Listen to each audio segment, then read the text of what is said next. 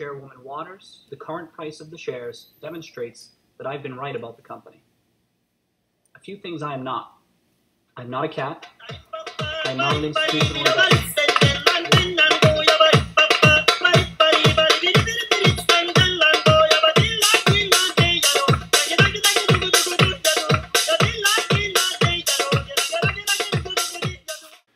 Good morning. All right, so here we have the GME trade, GameStop, and I hope you enjoyed the cat video.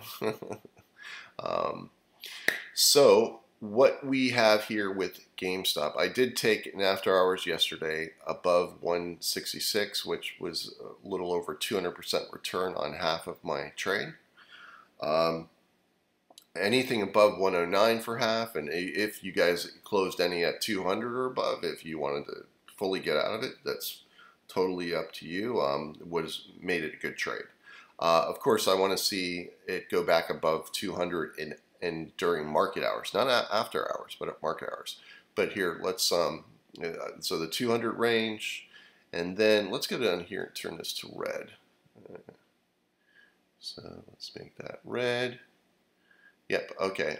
That's where I took half, and that's where we're around right now. And where do we go from here? Well, there's a good chance we can go down to the gap, which is the close of yesterday. It's very crazy type of trading because of the people that are involved in this. You have institutions on one hand who are stuck in their shorts, and they're trading this, and they're playing probably a hedge strategy, so they're both long and short. It's just a giant mess, honestly. But what I'm looking for is for us to probably go down to the 90 and under range, maybe all the way down to 77 and 80, and I'll probably start buying back again if it does that. Then up to the 200 and above number. So that's where we are. There's no way to lose money on it. Once you take half above your 100% return, it's a free ride. I want you to keep that in mind. I do that on trades often. This one I'm letting run simply because I like the crazy people are in it, and it's kind of entertaining. And there's no real emotion for me on this or anything like that. You know, that's one of the things that you have to learn to overcome and whatnot. I get to play with this one because the profits are there. But anyway, let's go on to the next one. Let's go on to XRP, because that's one that I really like too. Now, XRP is kind of an interesting one because as we see it right here, it's traded down to that 3.8 and under number. So we had another opportunity to buy it, and that was the correct buy area because that is previously what I targeted to the upside. If you remember the X to A trade way back when, that was the target. So this is its pivot point, basically. And it created a pattern here, and we can see that, and it came back to there and tested it, and it's now meandering just around 50 and so forth. I like this one longer term. I think the SEC is going to settle with them, so that's the key thing. But let's also take a look at some of the ranges that it traded at. You can tell it traded up to the max targets, or anybody who held for that, they did very well.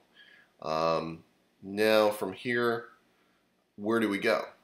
Well, I've got a target of $2 and above. That's gonna, I think that is a high probability that it's going to occur in the future. I can see the tape. I can see the buyers in it. I know that the big money behind the scenes has inside information or whatever. They're working off of knowledge that it's going to be favorable for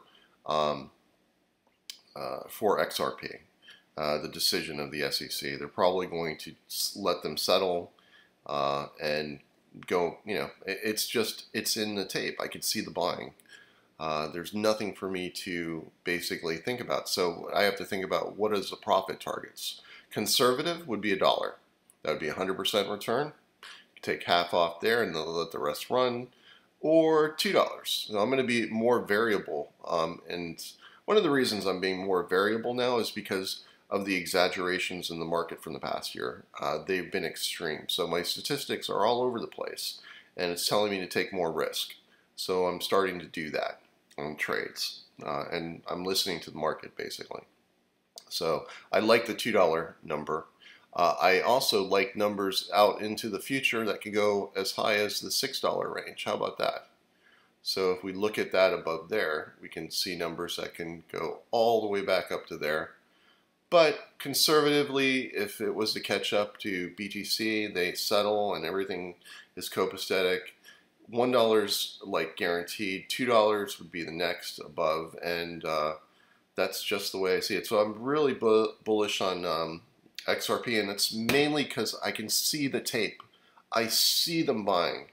And these people, the Jay Clayton and the drama that they caused and so forth, we'll see. We'll see what happens, but that's what I see. Anyway, I hope you guys enjoyed the video, and I'll let you get back to the cats.